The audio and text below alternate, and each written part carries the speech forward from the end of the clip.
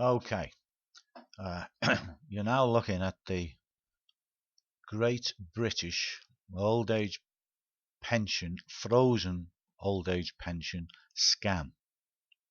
This is a spreadsheet that I prepared a few days ago. I'm 71, and as you can see, 71 is highlighted here in the yellow.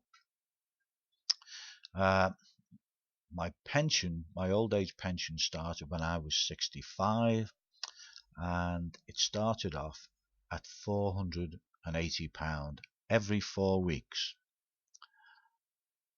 Every year in the UK, the pensioners that live in the UK and a few other countries around the world, like the Philippines, like the USA, and several other countries, they all have a 2% minimum uplift to the pension. So the £480 then becomes £489 because of the 2% increase.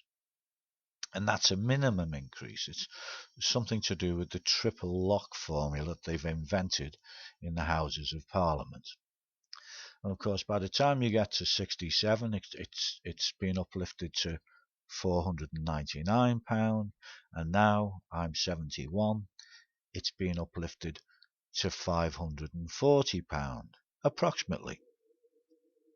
Well, surprise, surprise, I'm still getting £480, not £540. So I'm actually losing £61 every 4 weeks. Over a year, that translates to £802. And when you add up all the other arrears, now at the age of 71, I'm owed £2,763 plus interest, plus a late payment contribution. I'm definitely pushing my luck there, I realise that, but if you don't ask for it, you certainly don't get it. Now, just moving along at 2% every year, you can see if you move along here to the time when I'm 80 years old, I should be getting £646,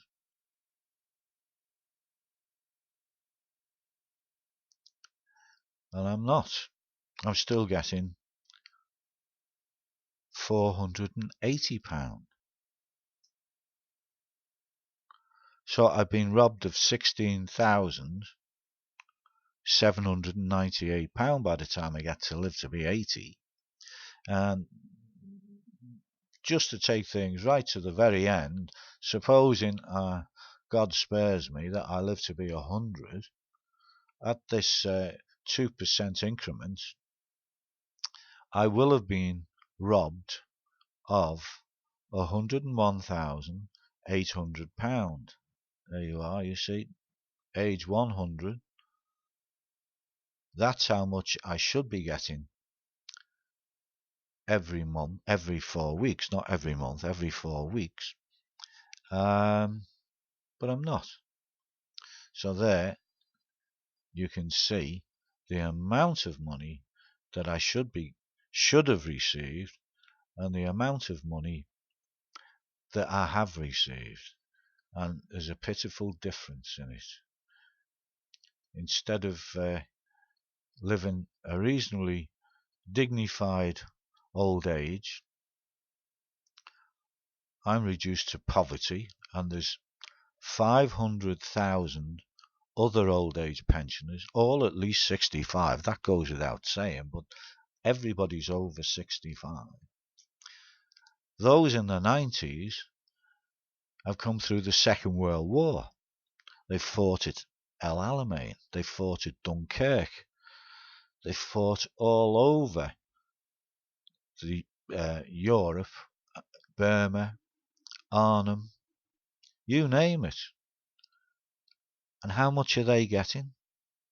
At the moment, those in the 90s are getting about £45 a week. Now, how on earth would you be able to survive on £45 a week. If you have to pay your rent out of that £45 and then buy food out of the same £45 and then maybe have a trip to the doctors because you're 90 years old out of the same £45, and maybe you need to get somebody to take you in a taxi to the doctors or the hospital out of the same £45. Life has become a misery for many, many old age pensioners, particularly the very elderly ones. Many of them are in absolute poverty. They're living in dreadful circumstances. I'm sure a lot of them have died alone. They've existed and struggled all this time to be discarded like trash. It's not good enough. And what are the governments saying about it? Well, they're saying as little as possible. When they are pressed, the answer is usually that we've got no money, so you have to get on with it, and we've met all our legal obligations. You're not entitled to any more.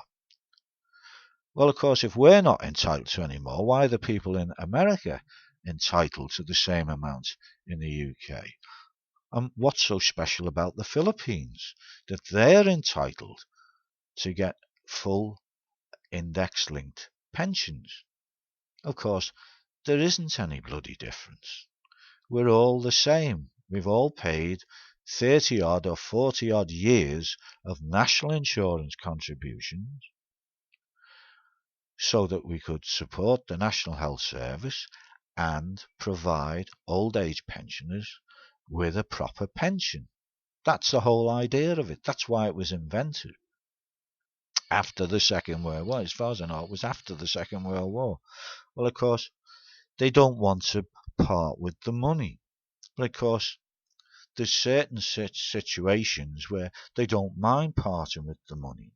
If you're the DUP, you'll have discovered only a matter of a week or so ago that if you ask for £1 billion now or in the coming financial year, it's there. Yes, we've agreed, you can have it, no problem. Do you really think the DUP would have got that money if they hadn't had the Theresa May over a barrel? She had no choice but to give it to them. She probably didn't want to give it to them, had no intention of giving it to them, but she suddenly found the money. And the same goes for the foreign aid budget. They're borrowing money to the tune of over £10 billion every year, year after year after year, to give to the heads of foreign governments, to aliens, to people who've got no real connection to the UK. They've never paid any national insurance contributions. There's no intention of contributing a penny. They're standing there with their hand outstretched, taking the money. The likes of India's got an aircraft carrier, a nuclear industry, a space industry, and you're telling me we're still giving them foreign aid. If they can afford aircraft carriers and submarines, they don't need foreign aid from us. We could do some from them. And so, really, what we need is for anyone and everybody who's looking at these figures to publicise this injustice, because although they've met their legal obligations, they haven't got their model obligations sorted out. A lot of them are psychopaths. They're power mad. They want to hang on to all the money just in case they need it. Well, I'm sorry, we need it more than you lot do. And the other thing is, the British government have got a printing press. And all you've got to do is press a button, give the order to press the button, and it'll spew out as much money as you want. So don't say you haven't got enough money. It's just a case of deciding how much money.